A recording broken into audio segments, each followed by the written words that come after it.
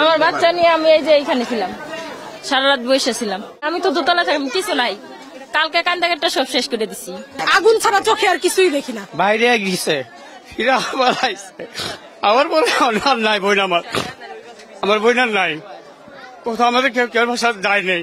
সে এখন আমরা পাচ্ছি না। সব রুম চেক করছি, সব পয়সা করছি, হাউসের ভিতর দেখছি, এগুলো সব করেছি, উড়িয়ে দিকে দিচ্ছি, পাইনি তারে। এখন মাথায় কোনো কাজ করতেছে না, কোথায় সে আছে। সে এমনি অসুস্থ মানুষই, কোন দিকে কোথায় আছে, কই আসবে সেটা এখন আমরা পাইতেছি না ঠিকানা। আমরা সবারই পাইছি, কিন্তু আমার মারা পাই না। উনি তো এই বাড়িওয়ালা ছিল, ওনার গাজীপুরের জায়গা আছে, তো দলিল মলিল ছিল, হয়তো রুমে ঢুকছে দলিল বাইর করার জন্য, ভিতর থেকে মনে হয় বাইর হতে পারছে না। আমরা এর জন্য খুঁজতেছি, কালকে রাত থেকে পাইতেছি না, কালকে রাত থেকে খুঁজতেছি, বাইরেও খুঁজছি, বাইরেও খোঁজার পর বাইরেও পাই না, এই জায়গাও পাই না। কাপড় চোপড় যা সমস্ত ছিল 4,000 টাকা ছিল, আমি বাইরে গেছিলাম। স্কিন শুষ্ক রুক্ষ হয়ে যাবে বলে কি বাইরে যাবে না? জাস্ট 1 2 3 4 করো, স্কিনটাকে রিভাইভ করো।